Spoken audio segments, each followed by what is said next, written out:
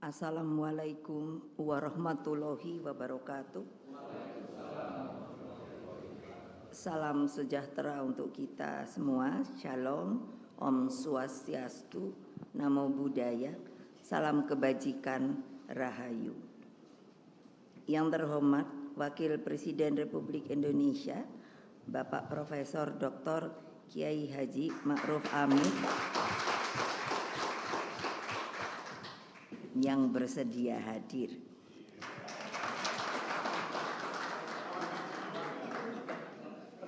Yang saya hormati Bapak Ganjar Pranowo, calon Presiden Republik Indonesia dari PDI Perjuangan.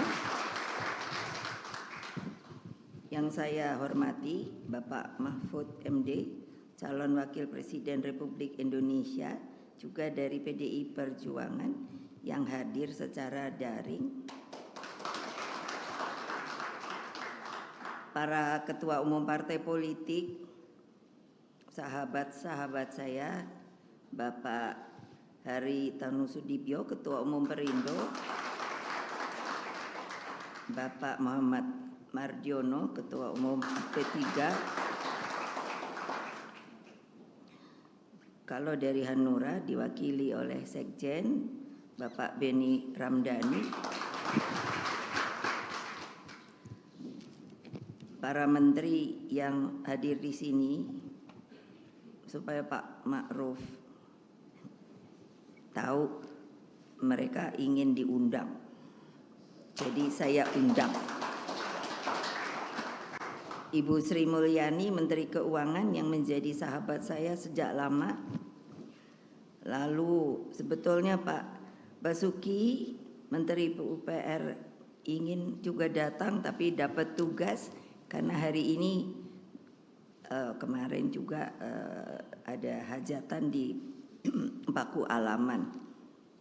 Terus Bapak Tarifin Tasrif, Menteri Energi dan Sumber Daya Mineral, Bapak Teten Masduki, Menteri Koperasi dan Usaha Kecil dan Menengah, Bapak Sandiaga Uno, Menteri Kemenparekraf,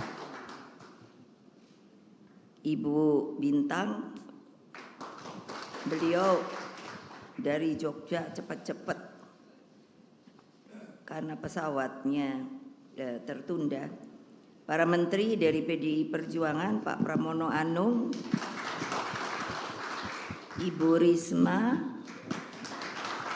Ibu sudah tadi saya sebut, Pak Yasoni Lauli, Pak Anas, Pak Hasto Wardoyo, Pak Hendar Prihadi. Hadir juga tim pemenangan nasional Bapak Arsyad Rashid, Bapak Gatot Edi Pramono,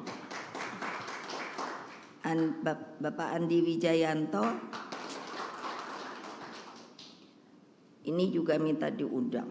Saya yang hormati pakar pertahanan Dr. Koni Rahakundini Bakri dan Dr. Filda Citra Yusgiantoro. Lalu Bapak Basuki Cahayapurnama, lalu sesepuh kami dari dulu Bapak Sidarto dan Nusubroto, para kader PDI Perjuangan hadir Mas Prananda, Mbak Puan sebagai Ketua DPR, dan seluruh jajaran DPP, DPD, DPC partai, dan terutama anak-anakku yang ada di akar rumput, Satgas Partai, PAC Ranting, dan anak ranting yang sangat saya cintai. Hadirin sekalian dan tentunya rekan-rekan pers yang saya banggakan, ini saya ajarkan. Jadi kita mesti pakai dulu salam Pancasila 3. Saya enggak mau 1, enggak mau 2. Jadi siapa yang ikut PDI Perjuangan harus 3. Salam Pancasila. Salam Pancasila. Salam Pancasila. Merdeka. Merdeka. Merdeka. Lalu apa? Ganjar Mahfud menang, menang, menang.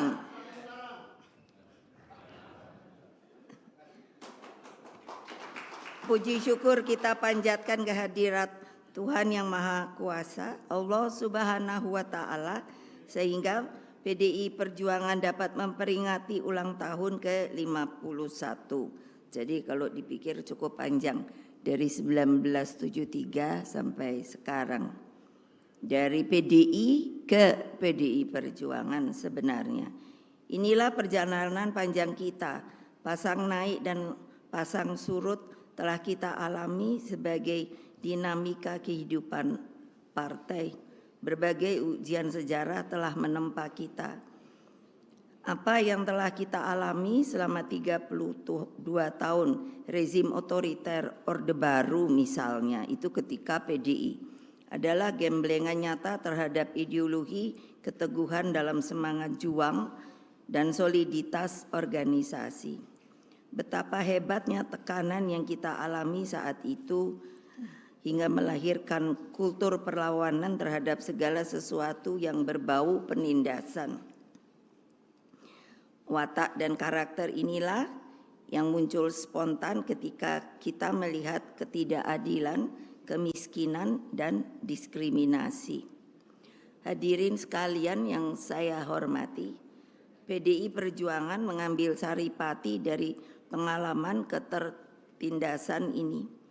Melalui ulang tahun partai ini, kita menegaskan kembali pesan moral terpenting tentang jati diri PDI Perjuangan sebagai partai wong cilik. Partai yang seutuhnya menyatu dengan rakyat.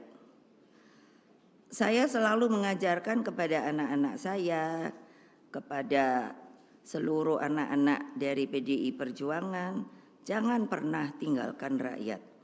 Sikap ini selain sebagai muara dan komitmen ideologis, juga dari realitas sejarah. Ketika PDI berhadapan dengan rezim otoriter yang tidak segan menggunakan segala cara, maka rakyatlah penopang kita. Mereka disebut atau saya sebut akar rumput. Pasti banyak pertanyaan, kenapa Ibu selalu ngomong akar rumput, akar rumput? Akar rumput itu identik dengan rakyat. Saya orang pemerhati, sehingga hal kecil saja saya perhatikan. Dari kecil saya melihat, saya senang tanaman. Akar rumput termasuk simbol kehidupan.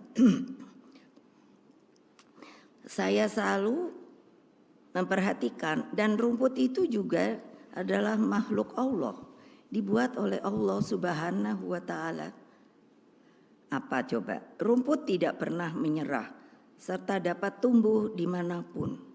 Ia mampu tumbuh di gunung, di tanah gersang, subur, dan sampai juga di laut. Jangan lupa, di laut ada namanya akar rumput, rumput laut. Rumput memiliki daya survival yang tinggi, sehingga meskipun dibakar, dipotong, dimatikan, dicabut, tetap akan selalu tumbuh karena akarnya selalu siap untuk tumbuh kembali. Tolong ingat, itulah rakyat. Akar rumput itu selalu bergandengan dengan erat. Kalau kita lihat, rumput tidak pernah sendiri loh. Mereka berhimpun, menjalin satu dengan satu. Yang ini dicabut, yang ini merana, tapi tidak mati. Dengan erat, kokoh, kuat, dan sama dengan akar rumput di PDI Perjuangan. Mengakar dan solid bergerak. Karena itulah betapa pentingnya turun ke bawah, ke akar rumput, ke rakyat. Perkuatlah akar rumput, sebab itulah kekuatan real kita. Camkan hal ini sebagai sebuah nafas kontemplasi kita. 51 tahun kita bisa menjadi begini, bukan karena elit, bukan karena presiden, bukan karena menteri, tapi karena rakyat yang mendukung kita. Anak-anakku dimanapun kalian berada yang saya cintai, Bung Karno telah mewariskan falsafah keberpihakan dalam diri Pak Marhain, sosok yang mewakili jutaan petani, nelayan, dan buruh dan seluruh elemen rakyat lainnya yang mendambakan kecukupan sandang, pangan, tempat tinggal, pendidikan, dan penghidupan yang layak secara kemanusiaan. Inilah warisan dan tugas terpenting politik kita. Terlebih ketika kita menghadapi, sebenarnya ini hari-hari yang biasa setiap 5 tahun. Tapi ternyata saya sering berbicara pada diri saya, kok pemilu ini sepertinya kok selalu dijadikan ajang. Padahal regulasinya itu sudah mantap, sudah ngerti siapa yang mesti coblos gitu. Pemilu adalah alat bagi rakyat Indonesia untuk menyampaikan seluruh aspirasi politiknya. Dalam proses ini, terhadap siapapun yang akan menjadi pemimpin ke depan, haruslah dipertimbangkan dengan matang. Rakyat Indonesia yang saya cintai, ini saya bicara sebagai Presiden kelima Republik Indonesia. Jangan tergiur. Jangan hanya melihat sosoknya, tetapi pikiran dan hatinya harus menjadi satu.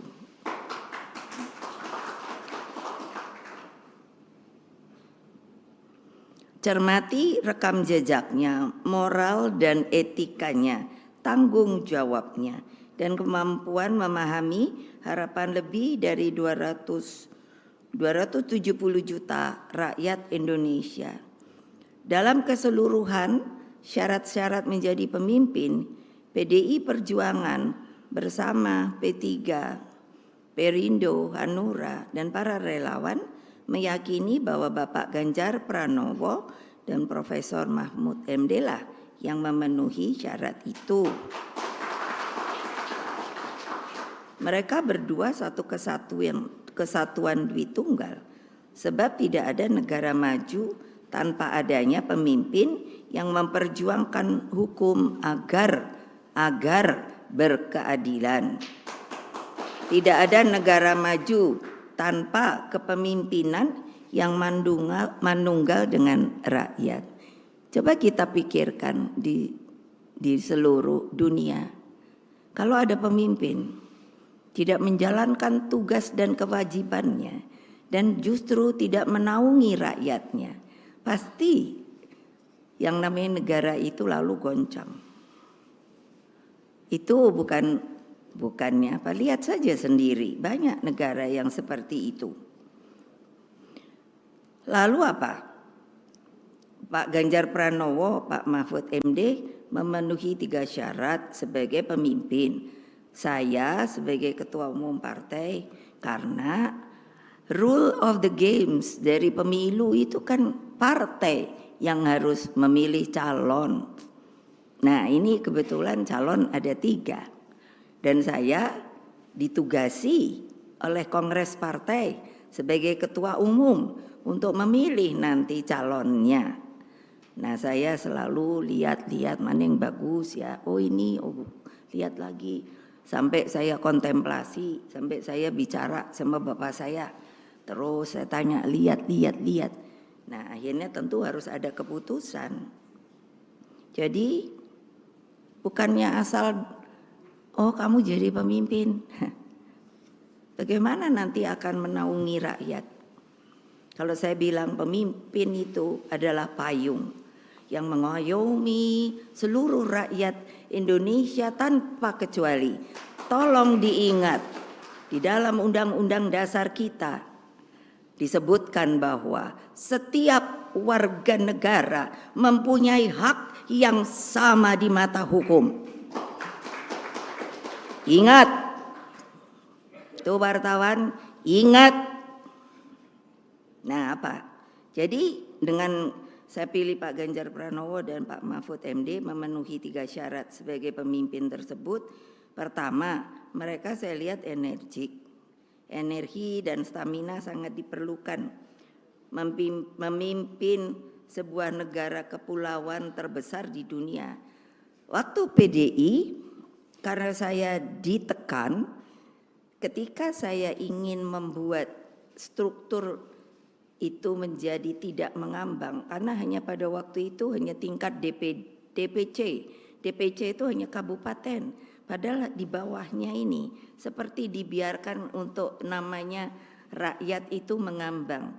Saya tanya kepada Mendagri, boleh apa tidak? Dilarang apa tidak? Tidak.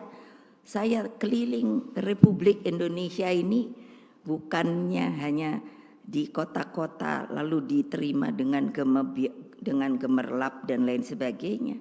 Saya bertemu akar rumput, saya duduk di bawah dengan mereka. Saya dengarkan cerita dan kesedihannya. Saya tahu sehingga adatnya. Orang Jawa, saya ngomong Jawa, orang Sumatera kebetulan dari keluarga ibu saya itu bahasa Sumatera.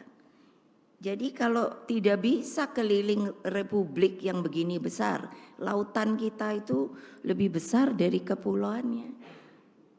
Banyak orang sepertinya masih berpikir kita ini benua. No. The biggest archipelago in the world. Mestinya bangga. Satu-satunya. Tolong, terutama kadang yang saya lihat dari TNI, Polri dan lain sebagainya, masih sepertinya diajari bahwa kita ini untuk pertahanan keamanan itu sepertinya memakai sistem benua. Lalu saya pikir ini bagaimana ya membenarkannya. Boleh dong kalau nanti ada yang, oh ibu kok ngomong begitu. Jangan lupa saya presiden kelima, saya pernah wapres. Jadi saya ngerti tata negara, tata pemerintahan. Gitu loh. Jadi apa? Adil. Orang harus menanggapinya. Capek loh kalau mesti bener keliling Indonesia sampai kampung-kampung gitu. Tapi enggak apa-apa. Saya senang aja. Kedua itu beliau cerdas. Lah, Pak Ganjar itu kan kader, jadi udah saya liatin. Semua kader saya nih saya liatin kok untuk kaderisasi. Memang harus gitu. Ada yang mengatakan katanya kenapa kok disebut kader, ya emang kader, itu persoalan saya. PDI Perjuangan, saya enggak tahu lain partai. Jadi cerdas, lalu baik, dan yang paling penting berempati pada wong cilik.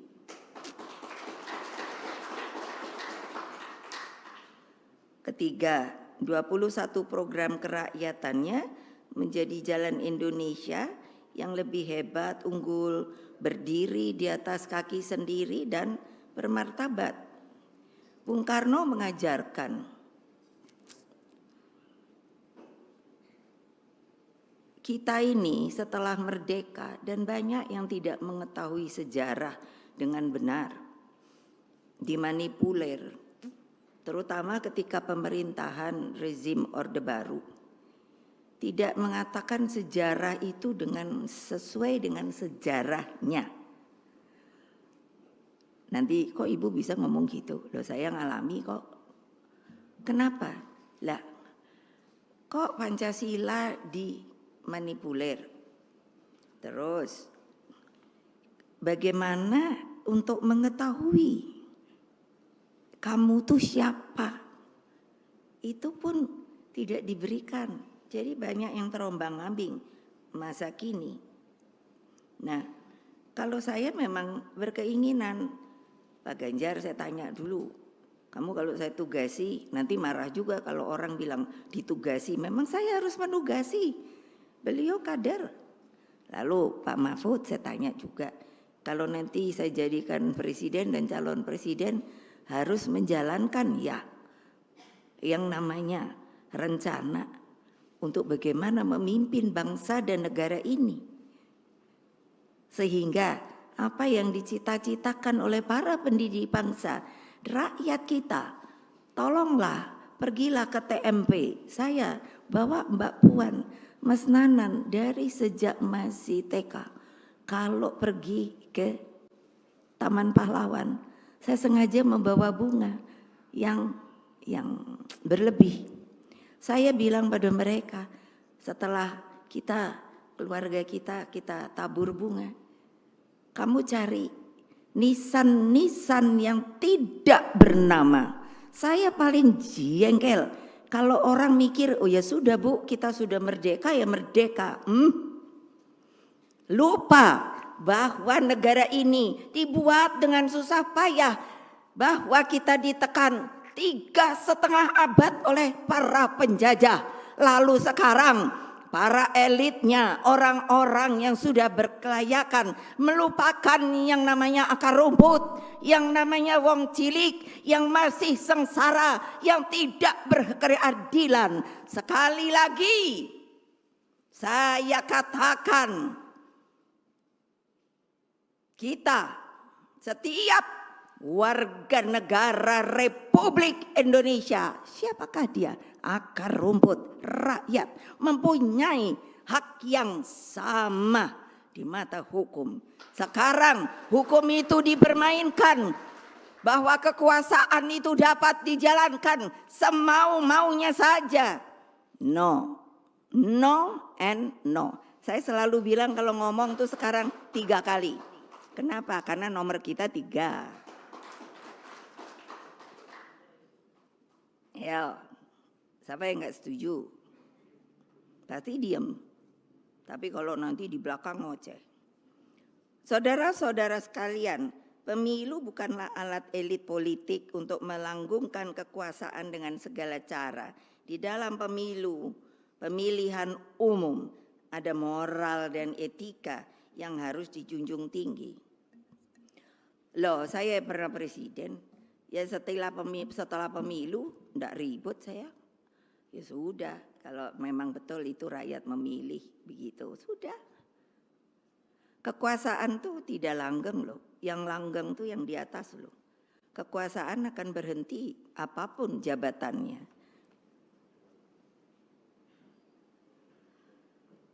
Kan sedih ya. Nah, pencermatan saya akhir-akhir ini sepertinya arah pemilu sudah bergeser. Ada kegelisahan rakyat akibat berbagai intimidasi. Namun saya bersyukur ada kekuatan nurani yang berbicara. Saya ikut merasakan bagaimana pergerakan masyarakat sipil, para mahasiswa dengan kemurnian idealismenya. Bahkan saya melihat seorang ibu, namanya Ibu Sinta di Jawa Timur dan Ketua RT di Jawa Tengah. Mereka berani menyampaikan sikapnya. Saya lihat Ketua RT marah-marah tuh saya langsung ngomong sendiri, cah gitu. Karena apa? Dia bilang mana surat perintah? Enggak ada. Terus saya nih Ketua RT dipilih loh sama warga. Jadi kamu mesti lapor loh sama saya. Jadi mereka yang datangnya tuh diem aja gitu. Itu hak loh. Kewajiban loh. Loh lupa. Emangnya rakyat mau kamu pentungin? Hah?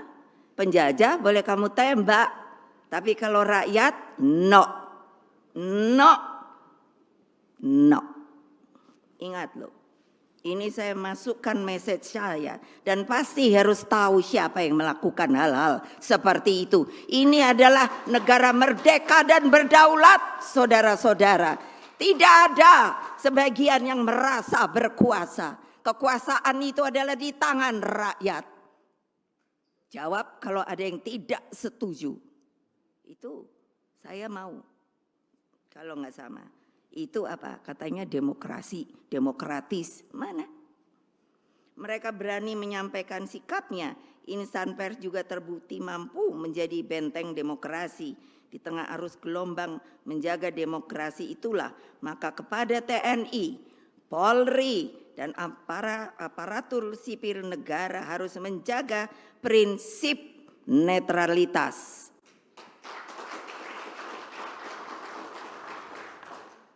Ya emangnya pelor mau ditembakin ke rakyat? Emangnya itu rakyat sopo? Apa gitu? Ya enggak lah. Kalau saya tuh suka ngomong, itu di sana itu ada Mbak Koni ahli ini pertahanan keamanan. Saya bilang sama beliau, emangnya kalau udah jadi jenderal tuh keren. Dia kalau nggak ada yang siap, sampai kayak gitu, sampai kan nahan napas gitu. Saya liatin, ya. Aduh, yang namanya prajurit tamtama itu disuruh ngikutin, kalau nggak ngikutin katanya subordinat. Iya, saya bilang kasihan, emangnya bukan manusia? Manusia lah. Ingat loh. Terus coba apa? Sebab TNI terikat dengan sumpah.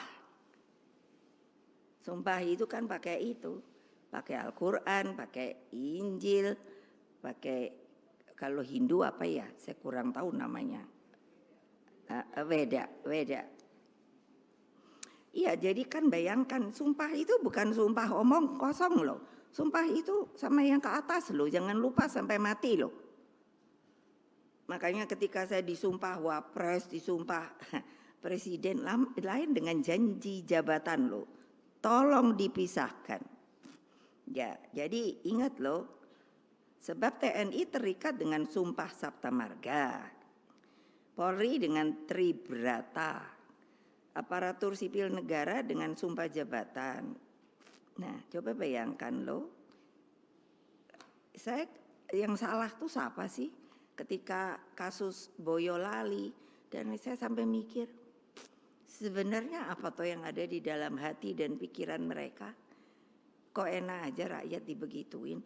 Lu apa nggak tahu kan sekarang anak muda seneng banget pakai motor apa breng-breng itu loh, apa knalpotnya dicopot, apa kan itu sebenarnya menunjukkan ya namanya anak muda apa mau sok jagoan gitu.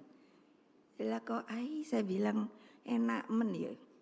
Aduh sampai bonyok gitu saya lihat yang di apa dipukuli. Lah kok mulut bisa sampai sini yo. Kan saking cocor gemengkak itu. Terus saya tuh sampai mikir gini. Yang melakukan itu orang tuanya sopo? Pada rakyat yang kayak gitu. Orang tuanya itu di mana sih? Apa bukan rakyat? Rakyat lah. Eleng loh. TNI, Polri dan lain. Mereka tuh jadi itu kan gratis loh. Dibayar oleh negara loh. Negara tuh dari mana bayarannya?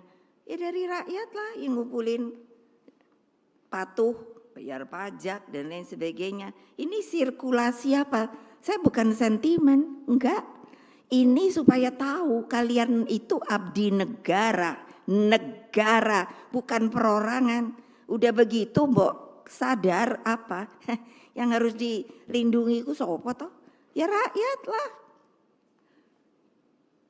Lah kok saya lihat, kok sekarang kayak begini ya? Gimana sih? Saya kalau ngomong memang benar. Makanya saya bikin ininya apa namanya nih? Tagline-nya Satyam Eva Jayate. Sebetulnya apa toh maksudnya ya nanti. Nah, jadi kan seperti ini. Nih, saya mau ngomong sama Polri. Yang memisahkan Polri itu saya loh. Ketika presiden kelima dipikirnya gampang, susah payah loh. Karena apa? Karena terpisahkan lagi dari TNI. Baik-baik. Itu apa enggak saya beri untuk ada pemasukan, ada pendapatan untuk APBN-nya. Saya belikan yang namanya peralatan dan lain sebagainya. Eleng loh ya yang jadi pemimpin. Jangan macam-macam. Jangan saya dibully. Kalau kali ini saya udah janji, kalau dalam kampanye ini saya dibully-bully, saya udah punya loh yang namanya pengacara. Saya tepat janji loh. Waktu sebelumnya mau dibully kayak mau apa terserah aja, tapi saya pernah bikin. Jangan saya dibully ketika pemilu. Ya, saya bukan nakutin, itu kata kebenaran saya. Nah, jadi ya eleng aja dah. Dan apa sih? Selain itu mereka juga berasal hidup dan nantinya akan kembali menjadi rakyat biasa. Kayak apa loh, kalau lagi jadi jenderal udah gitu pensiun, banyak lalu mengingat, wah dia waktu jadi ini kok gitu ya Bu. Nah saiki wis dadi wong biasa.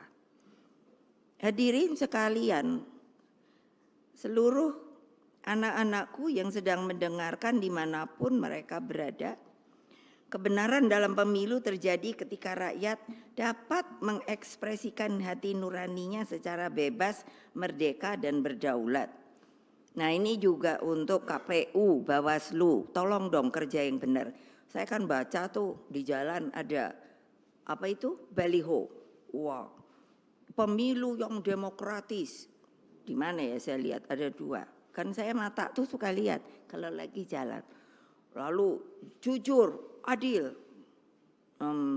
luber, langsung, umum, bebas, langsung, umum, bebas. Nah ini bebasnya dan rahasia. Jadi tidak digiring loh. Tolong ya. Lah gimana toyo? Saya dulu mempertahankan nanti, dulu saya mau, dulu kan waktu zaman Orde Baru tuh LPU, Lembaga Pemilihan Umum, menurut saya itu lebih kuat. Nah, tapi waktu apa namanya reformasi itu dijadikan komisi. Saya selalu mengatakan, tapi selalu kayak saya dibully gitu. Lalu saya bilang komisi itu ada Pak Lauli, jawab saya, komisi itu sifatnya ad hoc kan, bahwa suatu saat tuh bisa dibubarkan. Itu berulang kali saya ngomong. Jadi kan, aduh gimana sih? Kita berkumpul di sini karena meyakini kebenaran dalam politik itu. Mbok biarlah rakyat tuh senang gitu loh. Mikir-mikir sendiri. Tapi kita kan boleh memberikan omongan dengan baik, itulah adanya debat untuk melihat dengan langsung positif, mana ya yang bagus, mana ya yang pintar, gitu loh. Lah kalau hanya mau jadi pemimpin tapi nggak bisa apa, yaitu menaungi rakyat. Yang paling kritis apa sih?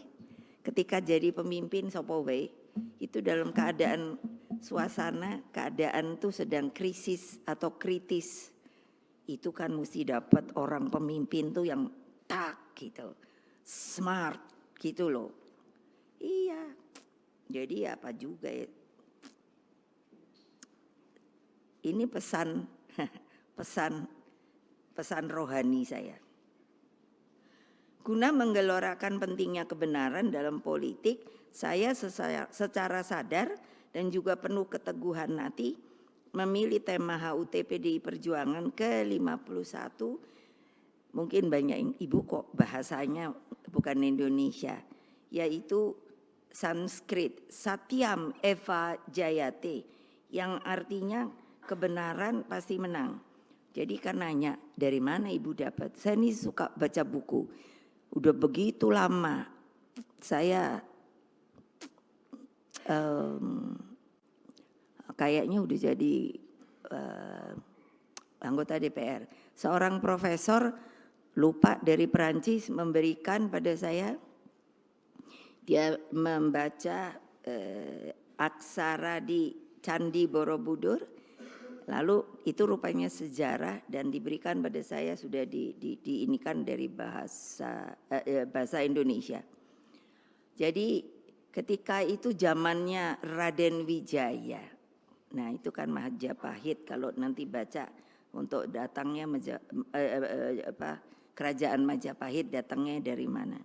Ketika itu sedang sengsara, lalu ada seorang empu yang mengatakan, ingatlah, itu kata bukunya yang saya baca, tapi saya jadi ingat bahwa apa? Satyam Eva Jayate, kebenaran pasti menang. Jadi itu abadnya 13 loh. Dan itu saya pegang terus loh. Untuk rohani saya. Bahwa kalau saya cinta rakyat, apapun kejadiannya, itu harus berani teguh dan harus melindungi rakyat. Loh, saya aja benernya mesti masuk penjara waktu Orde Baru. Untung aja mungkin saya pinter, jadi dilepas lagi. Kebenaran pasti menang merupakan falsafah yang hidup dalam cerita-cerita rakyat. Coba deh, simbol-simbol itu selalu ada. Kebenaran versus keangkamurkaan telah menjadi tema abadi kehidupan. Kalau lihat cerita wayang tentang Pandawa dan Kurawa misalnya, mengajarkan pentingnya laku. Laku itu kalau bahasa Jawa kehidupan yang harus dijalankan. 5 sosok kesatria tersebut dengan bimbingan Ibu Kunti dan Kresna sebagai ahli strategi memperoleh kemenangan karena selalu bertindak atas tuntunan moral, etika, dan kesatu paduan dengan Punakawan. Punakawan itu simbol dari rakyat kecil, sosok yang mewakili rakyat kecil atau yang saya bilang akar rumput. Pesan politik kebenaran ini ternyata juga dapat diambil dari keteladanan Nabi Muhammad sallallahu alaihi wasallam. Karena apa? Seorang sahabat Nabi yang hidup katanya paling miskin namun sangat berbahagia, yakni Abu Dzar Al-Ghifari. Rasulullah itu berpesan, kulil haq walau kana muran. Apa yang artinya? Saya senang banget. Sampaikan kebenaran meskipun itu pahit. Tepoknya semua dong. Kalau nggak tepok artinya nggak setuju sama saya. Lori ini kayak ceramah rohani kok, biarin sadar. Nah ini lagi. Makanya kalau siapa yang beragama tolong eling. Hal yang sama juga disampaikan Siddhartha Gautama. Bahwa ada 3 hal yang tidak bisa disembunyikan. Apa? Matahari, karena dianya disuruh sama yang di atas. Dari terbenam dia naik, dia turun lagi atas perintah dia. Lalu apa lagi? Bulan, ketika matahari tidur, dialah yang disuruh datang menyinari seluruh jagat raya ini. Lalu dia tidur lagi. Terus apa dong? Hah? Yaitu kebenaran. Bayangkan Siddhartha Gautama yang banyak juga pengikutnya. Juga ada orang bijak, kalau di ini banyak banget.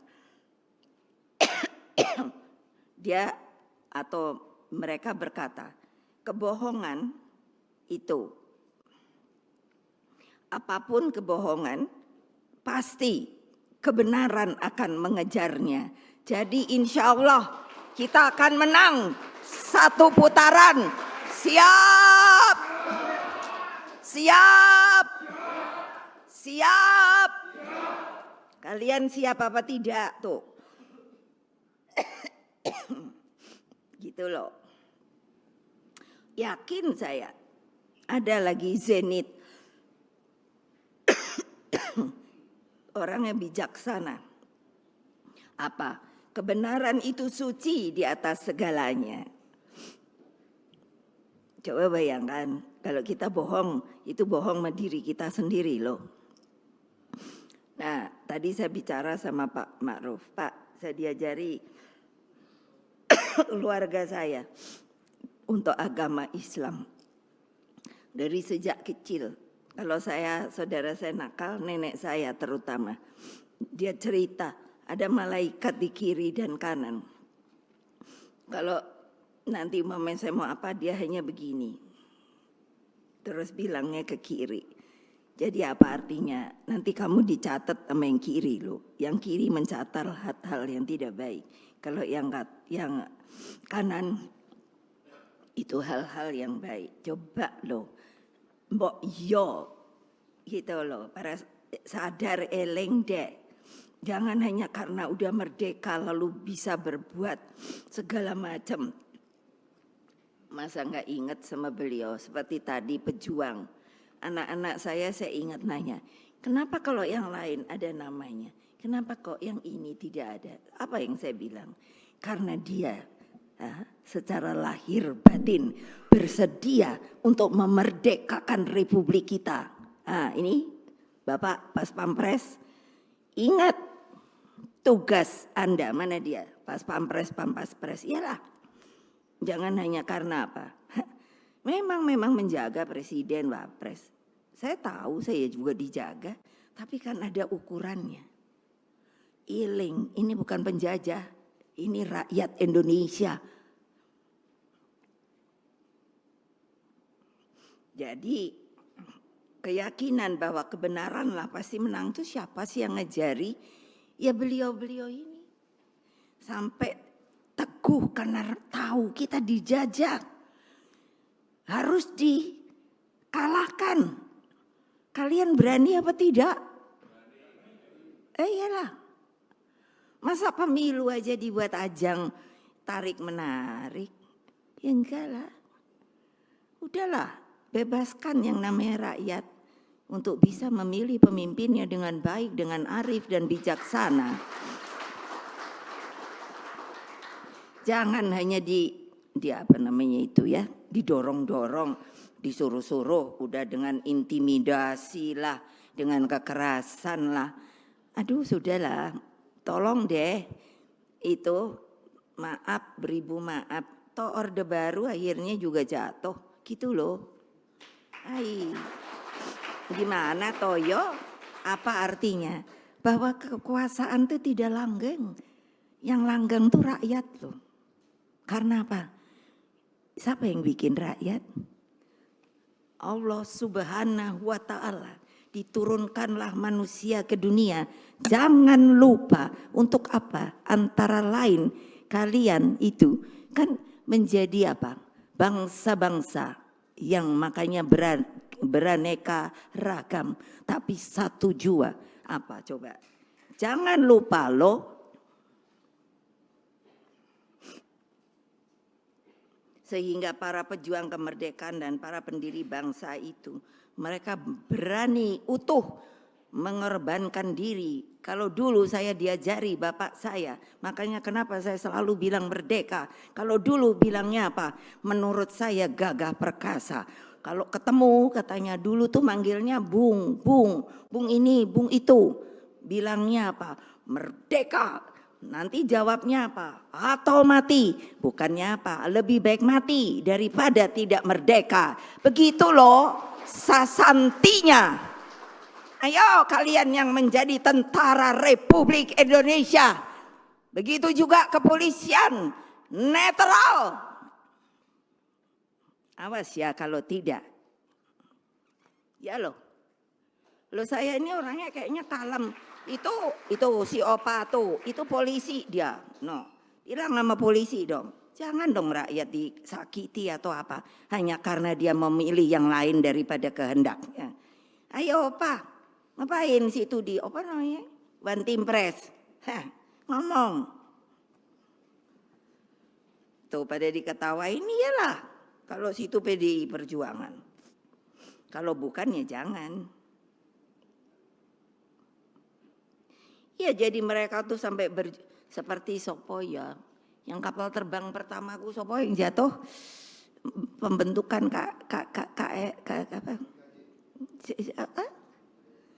Tunggu dulu. Kapan itu kan kita belum yang permulaan itu TNI itu kan tentu kan dari Laskar dibikin jadi dari apa untuk yang bisa gampang kan angkatan darat.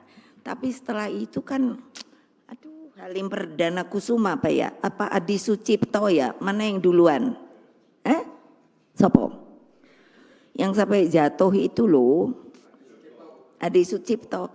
Loh iya kok nggak pernah mikir loh ya. Itu benernya kan jenderal loh, jenderal penuh kan. Siap. Saya ini kenapa bisa gini? Saya ini pernah paskibraka. Jadi saya ngerti gitu. Cara hormat tuh gimana. Oh. Jadi jangan deh kalau saya lihat ini prajurit tuh pada melempem gitu. Aduh, wis ngono wae saya. Berjuang bermodalkan semangat, keberanian, visi masa depan. Lalu apa? Yaitu kesatu paduan dengan rakyat. Nah, hasilnya aja untuk Indonesia luar biasa loh. Makanya beliau ini dijatuhkan loh. Hasilnya bukan hanya Indonesia merdeka, namun benih-benih semangat anti imperialisme dan kolonialisme menjadi apa? Menjadi terus ditahan, tidak bisa lagi. Karena apa? Kita yang mengadakan. Ini kan hebat ya. Negara-negara terjajah dalam sebuah konferensi Asia Afrika yang gaungnya sampai hari ini masih ada, dan gerakan non-blok. Inilah tinta emas sejarah kepemimpinan Indonesia bagi dunia. Bukan saya ini lalu, ya terang aja Bung Karno bapak saya gitu. Banyak kan yang bilang, banyak, oh ibu ya terang aja belain Bung Karno. Memangnya saya mesti ngaku bapak saya Pak Badu kah? Pak Sopo ya memang Bung Karno bapak saya. Tapi dia pemimpin saya, dia mentor saya. Kalau lihat tadi seperti itu, bayangkan kalian itu Bung Karno ketika tahun 50 kembali kemerdekaan ada di kita lagi. Itu yang sampai penuh gitu adalah apa? Rakyat mengeluh-elukan karena tahu bahwa kita merdeka penuh. Kalian sekarang sekali lagi rakyat mau dibegitukan? No. Saya udah ngomong berapa? 3 kali. Apa artinya? Saya serius loh. Saya serius loh. Silahkan memilih yang benar supaya dicintai oleh rakyat. Jadi jangan alasan, aduh saya sampai mikir, oh ya kalau ini kan sebetulnya dimenangkannya oleh sukarelawan. Memangnya sukarelawan itu datang ke KPU. Saya loh ketua umum yang neken siapa yang bakal calon. Gitu loh. Tolong ingat deh. Kecuali kalau ada untuk presiden sama wapres itu independen. Kan gak laku. Alah udah jangan rakyat jangan dibodohi lah. Ya konferensi Asia Afrika itu sampai hari ini saya ke luar negeri aja. Wah pasti dielu-elukan. Kita makin banyak yang merdeka karena konferensi Asia Afrika. Nah itu pemimpin yang benar loh. Bapak saya nanya, apa enggak takut sih Pak kalau nanti kita kucilkan? Enggak. Kita harus, karena kitalah yang namanya bisa memperjuangkan sebuah negara yang utuh, bersatu dan merdeka dan berdaulat. Wah keren deh kalau saya udah diomongin gitu. Lah ini kok melempem. Jadi ini tinta emas sejarah kepemimpinan Indonesia bagi dunia, jangan dilupakan dong. Pertanyaan saya selalu pada tentara Polri, kalau negara kita diserang, kalian siap apa tidak? Nanti jawabnya PR. Saudara-saudara sekalian, seluruh rakyat Indonesia yang saya cintai dan banggakan. Sekiranya setiap pemimpin dan setiap anak bangsa memegang falsafah kebenaran tersebut, maka politik akan menampilkan watak sejatinya untuk menebar kebaikan dan menjauhkan keburukan. PDI Perjuangan dengan usia yang 51 tahun ini menempatkan kepentingan rakyat, bangsa, dan negara sebagai akar dari seluruh eksistensi dan dedikasi partai. Semua dengan niat tulus, kerelaan hati, dan tekad mewujudkan kebenaran dalam politik. Sikap ini senafas dan sebangun dengan Bung Karno yang menempatkan dedication of life pada Tuhan, bangsa, dan negara di atas segalanya. Beliau berjuang dengan penuh rasa cinta kepada rakyat Indonesia melebihi apapun, sebab kehidupan rakyat adalah kehidupan Bung Karno itu sendiri. Kebayang nggak sih? Nggak ada yang mau nanya. Kita merdeka tuh sebetulnya yang ngomongku sopo toh. Hanya 17 Agustus dibunyikan proklamator. Lembok, ingat dong, kalau nggak ada beliau, belum tentu kita masih bengkari terjajah. Ini fakta loh. Orang saya tanya sama ibu saya, waktu itu benernya pada takut nggak sih? Waktu mengucapkan proklamator, lah iyalah mau ngerekkan bendera merah putih, orang namanya lagi dijajah, Jepang, untung waktu itu sudah kalah. Bung Karno itu seorang jenius loh. Visioner. Beliau kan sudah ada, makanya mestinya baca buku. Sudah itu sebetulnya kalau dibaca maka kita mengerti why kita harus merdeka. Beliau bilang nanti kalau di lautan Pasifik itu menjadi merah, maka pada waktu itu, beliau senang simbol-simbol, maka pada waktu itulah rantai penjajahan akan putus. Makanya dibuat patung di dekat Hotel Borobudur tuh apa? Itu kan patung Irian Barat dengan rantai yang terputus. Tolong ambil, jatuh.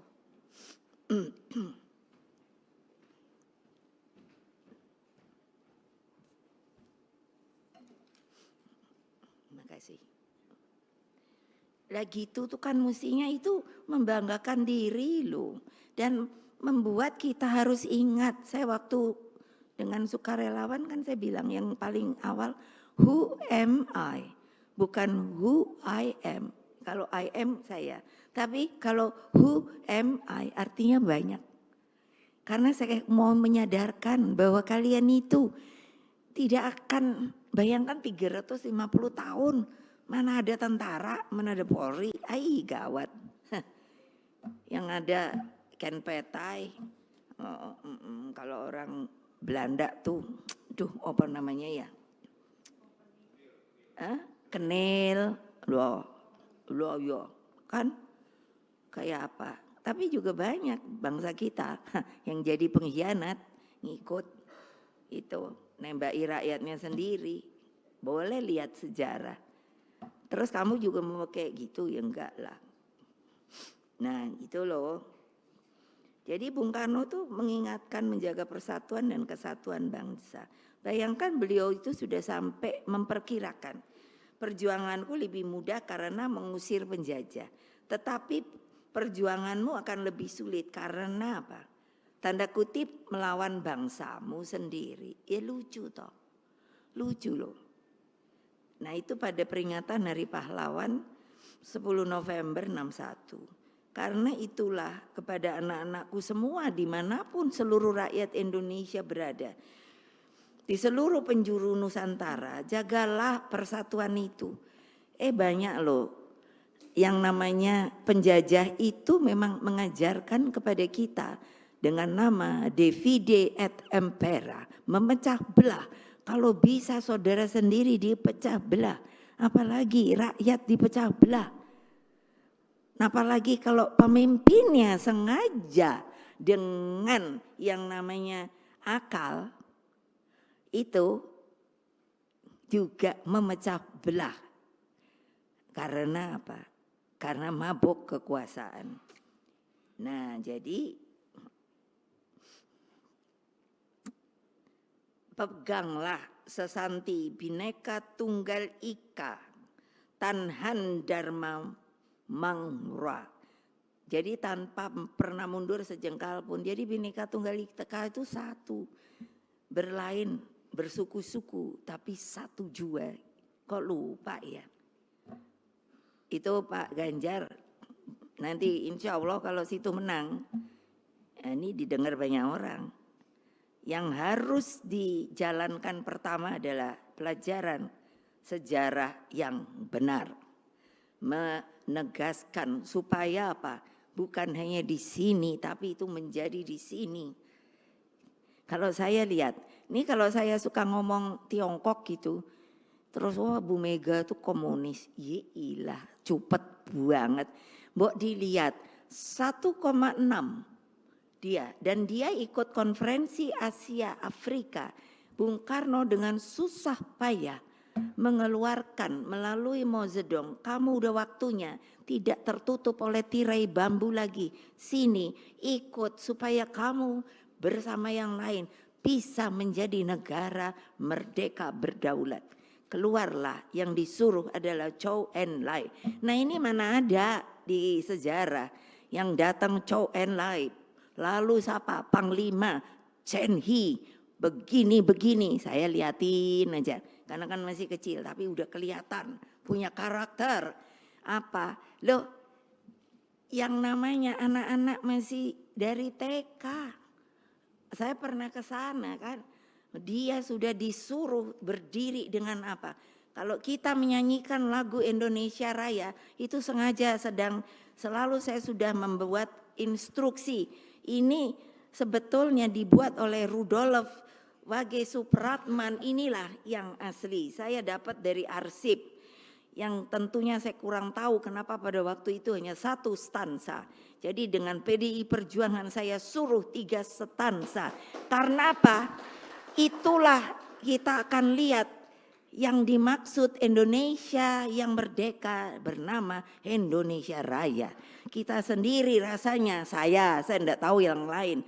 Tapi itulah yang menumbuhkan rasa cinta tanah air dan sesama rakyat dan bangsa di dunia ini. Makanya harus ada di sini. Oleh itu Tiongkok dari PAUD dia suruh anak-anaknya begini.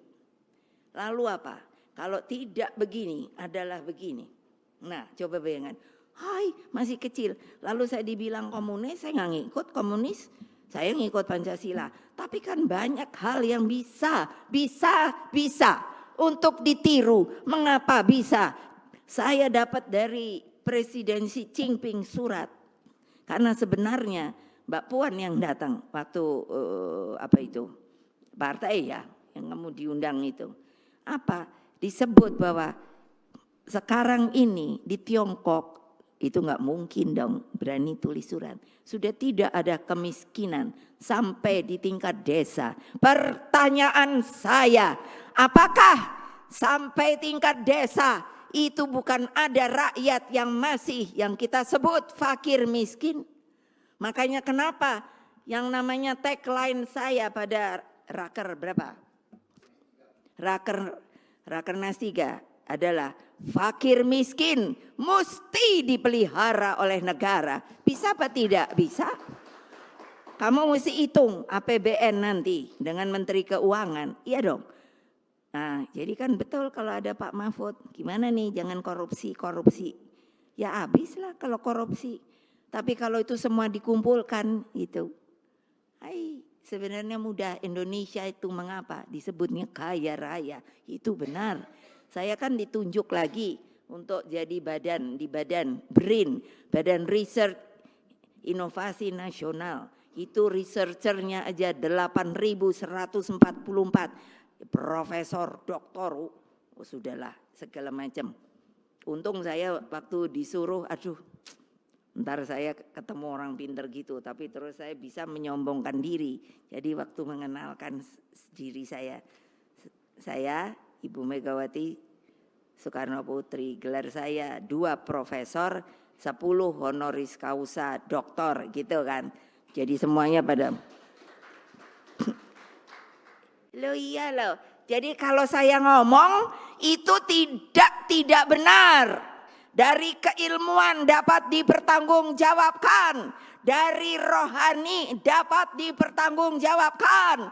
Kalau ada yang mau membantah saya datang. Jangan saya dibully. Jangan saya dipotong-potong kalau ngomong. Coba ayo. Saya selalu bilang kalau enggak setuju sini catat nama.